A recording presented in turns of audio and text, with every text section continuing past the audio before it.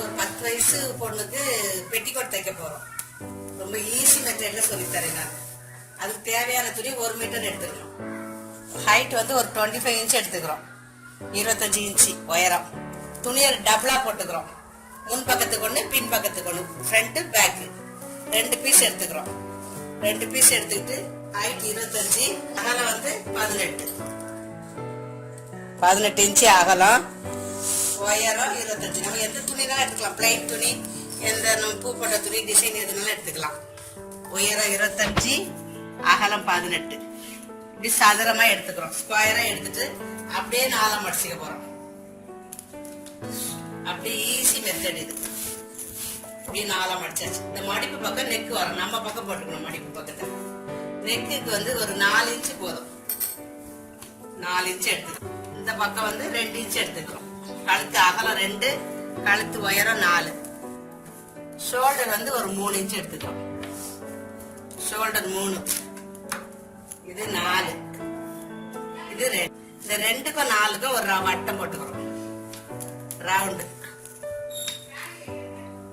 கழுத்து ஷோல்டர் 3 எடுத்தோம்ல, 3 இந்த பக்கம் வச்சு 5 இன்ச்சு வச்சுக்கிறோம். அக்கிளுக்கு 5 வச்சு இந்த 3க்கும் 5க்கும் ஒரு வட்டம். இது கழுத்து, இது கை, ஹார்மோன். இவ்வளவுதான்.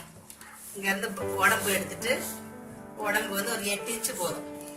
8 எடுத்துக்கிறோம். 8 எடுத்துட்டு இந்த சைட்ல ஓப்பன் வந்து ஒரு 9 இன்ச்சு எடுத்துக்கிறோம். இந்த 8ல இருந்து ஒரு ஷேப் பண்ணி இப்படி கொண்டு வந்துடும். இது ஓப்பன். அவ்வளவுதான். நெக்கு, ஆர்மோல், சைடு, இடுப்பு, இது சைடு ஓப்பன். இப்ப கட் பண்றேன். மடிச்சு போட்டாச்சு. கழுத்து உயரம் 4, கழுத்து அகலம் 2, ஷோல்டர் வந்து 3. இந்த கழுத்தை 2 சேர்த்து ரவுண்டா வெட்டிடலாம். இது தலை வழியா போறதுனால கழுத்து கொஞ்சம் பெருசா இருக்கும். இந்த ஓரம் அழகா உருட்டி தைக்க போறோம்.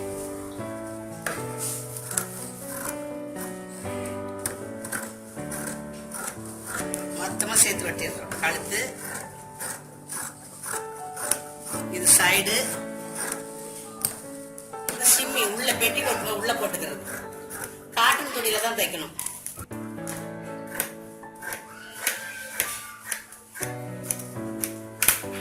இதுல இருந்து ஓப்பன் வரும். சுடிதாருக்குள்ள போட்டுக்கலாம், நைட்டிக்குள்ள போட்டுக்கலாம். கட் பண்ணியாச்சு. Petticoat ready. இது எல்லாம் உருட்டி தைக்க வேண்டியதான். கழுத்து, கை எல்லாம் உருட்டி தைக்க. இந்த நெக்கை வந்து மெலிசா, ஆம்பல் வந்து குட்டியா மடிச்சு தைக்கணும். அது ரவுண்டா மடிச்சு தைக்கிறதுக்காக அது ஓரம் மடிச்சு அழகா சின்னதான் தைக்கிறோம். இந்த ரவுண்டு, இந்த ரவுண்டு, இந்த ரவுண்டு, இந்த ரெண்டு சைடும் 2 தையல் போட வேண்டியதான். இங்க ஓப்பன் போடணும். ஓப்பனுக்கு ஒவ்வொரு இன்ச்சு. இது குட்டியா 4 பக்கம் மடிச்சு தைக்கிறோம். ஸ்ட்ரைட்டா தைக்கணும்.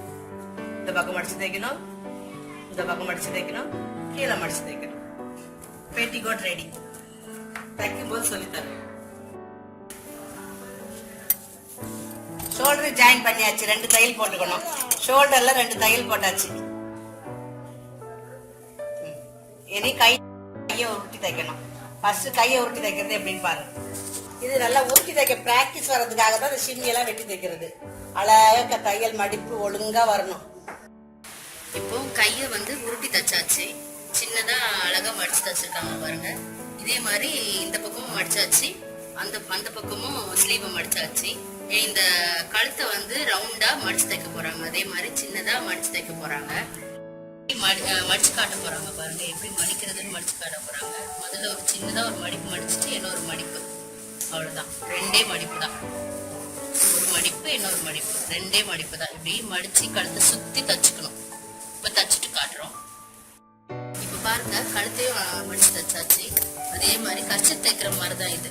சின்னதா 2ஆ மடிச்சு இந்த ஓரமா தையல் போட்டுட்டே வந்திருக்காங்க. இனி அடுத்தது வந்து இந்த 2 பீஸையும் வந்து ஃப்ரண்ட் பீஸையும் பேக் பீஸையும் சேர்த்து வச்சு உள்பக்கமா தையல் போட போறாங்க. ஜாயின் பண்ண போறாங்க. பாடிய எப்படி தைக்கிறாங்கன்றத பார்க்கலாம். பாடியோட வளைவு பகுதி இருக்குல்ல, இந்த வளைவு பகுதியில இப்படியே வளைச்சு ஒரு தையல் போட போறாங்க. இந்த ஸ்லீவ்ல இருந்து ஸ்டார்ட் பண்ணி இந்த அக்காட் போட்ட வரைக்கும் அது வரைக்கும் ஒரு தையல் போட போறாங்க. இப்ப எப்படி போடுறாங்கன்னு பார்க்கலாம். சேர்த்து வச்சு கொஞ்சம் இடம் விட்டு ஸ்லீவ்ல இருந்து ஸ்டார்ட் பண்ண போறாங்க தைக்க.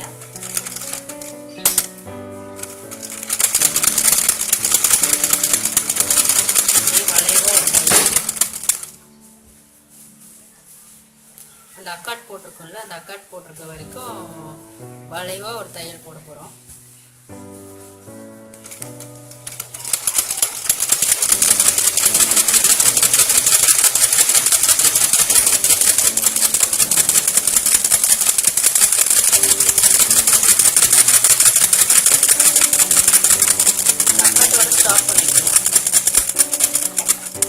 இன்னொரு பக்கமும் இதே மாதிரி தையல் போடணும்.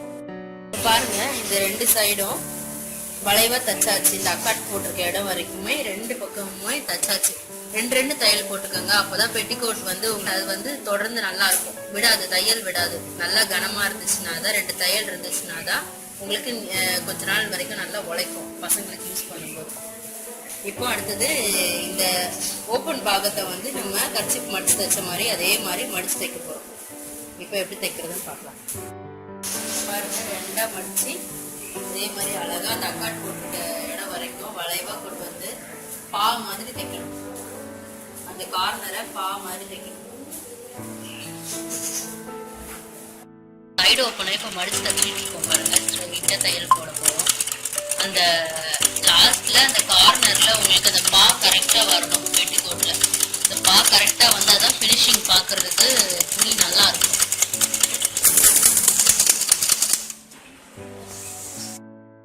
பாருங்க, தச்சுட்டே இருக்கும்.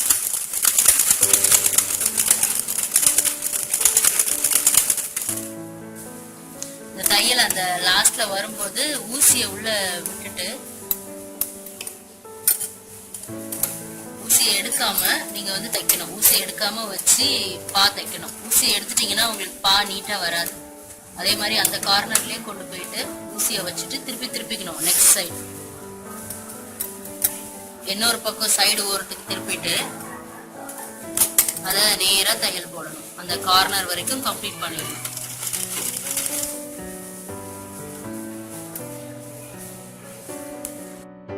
பா நீட்டா வந்துருக்கு பாருங்க.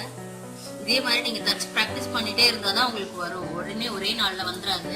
தொடர்ந்து நீங்க இந்த மாதிரி ஷிம்மி வெட்டி தச்சு ப்ராக்டிஸ் பண்ணிட்டே இருந்தீங்கன்னா தான் வரும். இந்த பாலாம் முத தடவை நீட்டா வராது. தொடர்ந்து தச்சு பார்த்துட்டே இருங்க, கண்டிப்பா உங்களுக்கு நீட்டா வரும். இப்ப தச்சு பிறகு பார்க்கலாம். பாருங்க, தச்சு முடிச்சாச்சு. முதல்ல இருந்து என்ன பண்ணணும்னு சொல்றேன். முதல்ல கழுத்து பீஸை மடிச்சு தைச்சோம். அதே மாதிரி ஸ்லீவையும் மடிச்சு தைச்சோம். அதுக்கப்புறம் பாடி ஷேப் சரியா இருக்கிற மாதிரி பிடிச்சிருக்கோம். கர்வா அந்த சைடும் பிடிச்சிருக்கோம். அடுத்தது சைடு ஓப்பன். இந்த ஓப்பனை வந்து இப்படி மடிச்சு தைச்சிருக்கோம். கர்ச்சீப் மடிச்சு தைச்சிருக்க மாதிரி மடிச்சு தைச்சிருக்கோம். இந்த பா வந்திருக்கு பாருங்க. இந்த பா எவ்வளவு நீட்டா வந்திருக்கு பாருங்க. இந்த பா வந்து இந்த பா தான் உங்களுக்கு கரெக்டா வரணும். இந்த ஷேப் கரெக்டா வச்சு தைக்கணும் நீங்க. அதுக்கப்புறம் கடைசியா கீழ் பாகம் வந்து பிசுறா இருந்துச்சுன்னா அதையும் மடிச்சு நேரா தச்சுக்கணும். அவ்வளவுதான், ஷிம்மி ரெடி. உங்க குழந்தைங்களுக்கு இதே மாதிரி ஷிம்மி வெட்டி தச்சு நீங்க போட்டு விடலாம். வீட்டுல ஏதாவது துணி இருந்துச்சு யூஸ் பண்ணாம வச்சிருக்கீங்கன்னா துணியை நீங்க அழகா இதே மாதிரி ஷேப்ல வெட்டி வீட்டுக்கு ட்ரெஸ் மாதிரி ஷிம்மி உள் ஷிம்மி தச்சு போட்டு விடலாம். தேங்க்யூ.